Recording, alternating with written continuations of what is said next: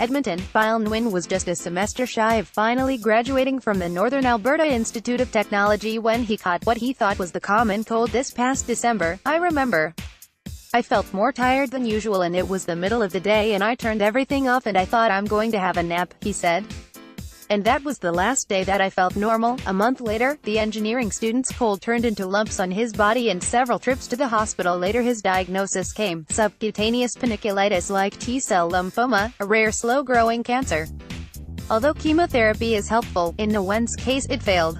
Doctors informed his family that the only way the 25-year-old had any chance of survival was to do a stem cell transplant, removing his entire bone marrow and replacing it with fresh stem cells from a donor.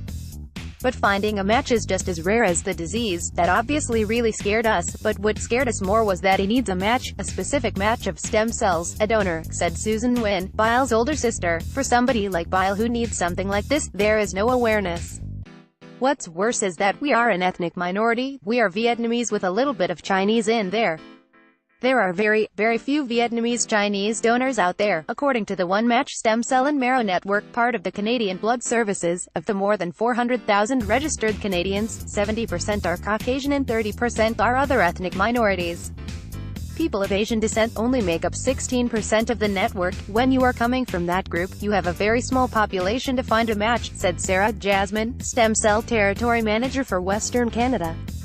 "It's not enough people on the registry to accurately reflect Canada's patient population. One Match needs more potential stem cell donors from diverse ancestry on the registry." Since finding out about the stem cell transplant 2 weeks ago, the Nguyen family has been trying to get the word out about the need for minority donors via social media, posting flyers and hosting swabbing events. "I noticed this is not only an opportunity to help my brother but also raise awareness for people," Nguyen said. Bille Nguyen said even after his diagnosis, it didn't really hit him that he had cancer until he was told he would need a stem cell transplant. "It was like in the movies when the doctor gives you bad news and your ears begin to ring and you don't hear the rest of the words you hear," he said. Susan Nguyen said she found that many people hesitate from donating stem cells is because they believe it is a painful procedure. "One of the biggest obstacles is that when people hear the word stem cells, they think bone marrow, bone biopsy, and it's been associated with pain and that kind of thing," she said. But the two ways of extracting stem cells from a person are not hard on donors. In about 80% of the cases, stem cells are actually taken from the blood through a method called peripheral blood stem cell donation, Jasmine said. Donors are given a medication 5 days before the procedure to stimulate the growth of stem cells and release them from inside the bone into the circulating blood. The donation is in the form of a regular blood donation, except instead of one you have 2 needles in each arm. One takes blood and stem cells are then extracted from the blood through a machine and the other needle returns the filtered blood back to the body. The procedure takes 4 to 6 hours. "It is a relatively painless and an easy procedure," Jasmine said.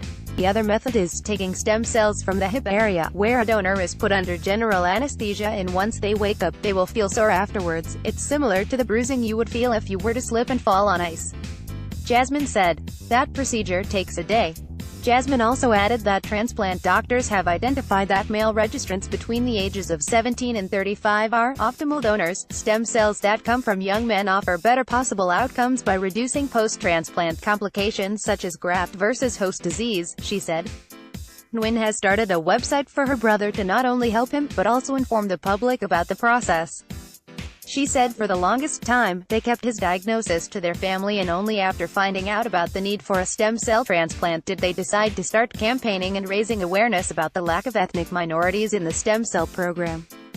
Since Nguyen's original Facebook post, people from all over Edmonton have been reaching out. "I don't even know what to say about the outpouring of support and everything that we have had," she said. "We've had complete strangers contact us, wanting to help and donate stem cells." The family is hosting a swabbing event at Lemongrass Cafe on May 6th to get more people to register. If people can't make it to the event, they can also register online on the Canadian Blood Services One Match website, or at the Canadian Blood Services Centre at the University of Alberta. Top stories, delivered to your inbox. New NEWSLETTERHEADLINESSIGN up.